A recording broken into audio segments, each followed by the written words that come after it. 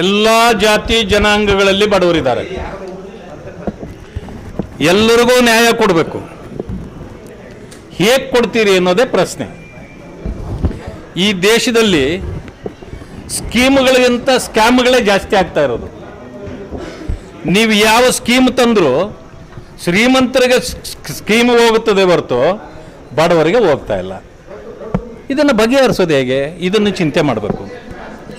ಜಾತಿಗಳನ್ನು ಈ ರೀತಿ ಒಡೆಯೋದ್ರಿಂದ ಯಾರಿಗೂ ಏನೂ ಪ್ರಯೋಜನ ಇಲ್ಲ.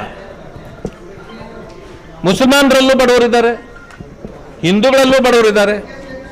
ಆದರೆ ಇವತ್ತು ಈ ಸರ್ಕಾರ ಏನು ಮಾಡ್ತಾ ಇದೆ ಅಂದರೆ, ಯಾರು ಅಲ್ಪಸಂಖ್ಯಾತರು, ಸಂವಿಧಾನ ಯಾರ ರಕ್ಷಣೆಗಿರಬೇಕು, ಯಾರಿಗೆ ಸವಲತ್ತುಗಳು ಸಿಗಬೇಕು ಅಲ್ಪಸಂಖ್ಯಾತರ ಹೆಸರಿನಲ್ಲಿ, ಅದನ್ನು ಕಿತ್ಕೊಂಡು ಅವರನ್ನು ಬಹುಸಂಖ್ಯಾತರು ಅಂತ ರಾಜ್ಯದಲ್ಲಿ ತೋರಿಸ್ತಾ ಇದ್ದಾರೆ. ಅಂದಮೇಲೆ ಮುಸಲ್ಮಾನ್ ಬಂಧುಗಳಿಗೆ ಅರ್ಥ ಆಗಲಿಲ್ವಾ ಇದು? ನೀವು ಬಹುಸಂಖ್ಯಾತರಾದರೆ ನಿಮಗೆ ಸಿಗುವ ರಕ್ಷಣೆ ಮತ್ತು ನಿಮಗೆ ಸಿಗುವ ಸವಲತ್ತುಗಳಿಂದ ನೀವು ವಂಚಿತರಾಗ್ತೀರಿ. ಇದು ಬಹುಶಃ ಅವರಿಗೆ ಅರ್ಥ ಆದಂಗೆ ಕಾಣೋದಿಲ್ಲ ಇನ್ನು. ಮತ್ತೆ ಜಾತಿ ಗಣತಿ ಮಾಡೋದು ರಾಜ್ಯಕ್ಕೆ ಸಂಬಂಧವಿಲ್ಲದ ವಿಚಾರ. ಗಣತಿ ಮಾಡಬೇಕಾಗಿರೋದು ಕೇಂದ್ರ ಸರ್ಕಾರ. ಅವ್ರು ಹೇಳ್ತಾ ಇರೋದು ಜಾತಿ ಗಣತಿ ಅಲ್ಲ, ಆರ್ಥಿಕ ಸಾಮಾಜಿಕ ಶೈಕ್ಷಣಿಕ ವರದಿ.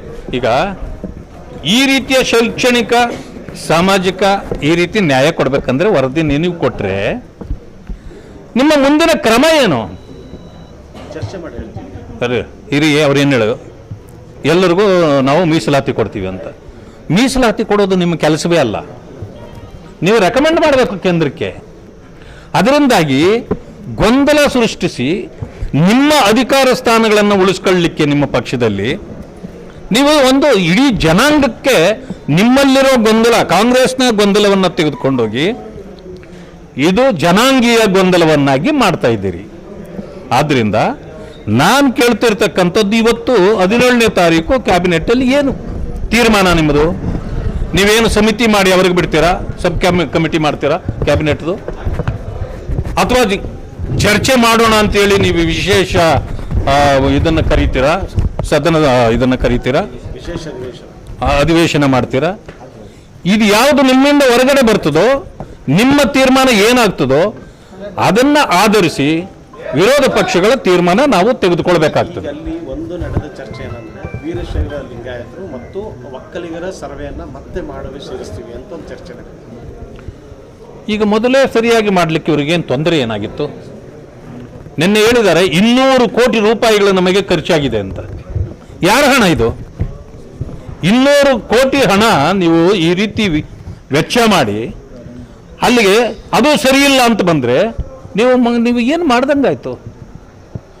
ಹಣ ಪೋಲು ಮಾಡೋದಲ್ಲ ಕಲಿಬೇಕಾಗಿರೋದು ಸರ್ಕಾರ. ಸಣ್ಣ ಪುಟ್ಟ ತಪ್ಪುಗಳಿದ್ರೆ ಅದನ್ನು ಸರಿ ಮಾಡ್ತಕ್ಕಂಥ ಕೆಲಸವನ್ನು ಮಾಡಬೇಕೇ ಹೊರತು ಈ ರೀತಿ ಹಾರಿಕೆ ಉತ್ತರ ಕೊಡೋದು, ಏನೋ ಯಾರ್ದೋ ದುಡ್ಡು ಎಲ್ಲಮ್ಮನ ಜಾತ್ರೆ ಮಾಡೋದು, ಇದೆಲ್ಲ ಬಿಡಬೇಕು. ಮಾಡೋದಾದ್ರೆ ಎಲ್ಲ ಸರ್ವೆ ಮಾಡಲಿ ಅಂತ ಹೇಳ್ತೀರೋ ಅಥವಾ ಇದನ್ನು ಒಪ್ಕೋತಿರೋ ನೀವು? ಅಲ್ಲ, ನಾನು ಹೇಳ್ತಕ್ಕಂಥದ್ದು ಇವತ್ತು ಕೆಲವರಿಗೆ ಖುಷಿ ಕೊಡುವಂಥದ್ದು ಇರ್ಬೋದು, ಬೇಸರ ಆಗುವಂಥದ್ದು ಇರ್ಬೋದು. ವೀರಶೈವರು ನಂಬರ್ 1 ಅಂತ ಮೊದಲಿತ್ತ. ಅದಾದ ಮೇಲೆ ಕಳೆದ ಒಂದು ಇದನ್ನ ವರದಿ ಕೊಟ್ಟರು ಕಾಂತರಾಜು, ದಲಿತರೇ ನಂಬರ್ 1 ಅಂತ. ಈಗ ಮುಸ್ಲಿಮರೇ ನಂಬರ್ 1 ಅಂತ ಬಂತು. ಅಂದ್ರೆ ಯಾಕೆ ಈ ಗೊಂದಲ? ಒಂದು ನೇರವಾಗಿ ಒಂದು ಸರ್ಕಾರ ಯಾರ ಪರವಾಗಿಯೂ ನಿಲ್ಲಬಾರದು, ಸರ್ವರ ಪರವಾಗಿಯೂ ನಿಲ್ಲಬೇಕು. ಇದು ನಮಗೆ ಬೇಕಾಗಿರ್ತಕ್ಕಂಥದ್ದು.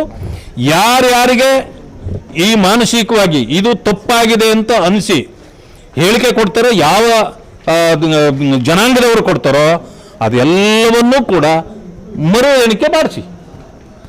ನೀವು ಸಾಮಾಜಿಕ ನ್ಯಾಯ ಎಲ್ರಿಗೂ ಕೊಡಬೇಕು. ಇದು ಎಲ್ಲ ಪಕ್ಷಗಳ ಬದ್ಧತೆ ಆಗಬೇಕು. ಭಾರತೀಯ ಜನತಾ ಪಕ್ಷದ ಬದ್ಧತೆಯೂ ಅದೇನೇ ಇದೆ. ಬಾಬಾ ಸಾಹೇಬ್ ಅಂಬೇಡ್ಕರ್ ಅವರು ಸರ್ವರಿಗೂ ಸಾಮಾಜಿಕ ನ್ಯಾಯ ಕೊಡಬೇಕು ಅಂತಲೇ ಸಂವಿಧಾನ ಕೊಟ್ಟಿರೋದು. ಅದರ ತಳಗಡೆ ಕೆಲಸ ಮಾಡುವಾಗ ಈ ರೀತಿ ಗೊಂದಲಗಳನ್ನು ಯಾರೂ ಕೂಡ ಸೃಷ್ಟಿ ಮಾಡಬಾರದು. ಎಸ್, ಧನ್ಯವಾದ.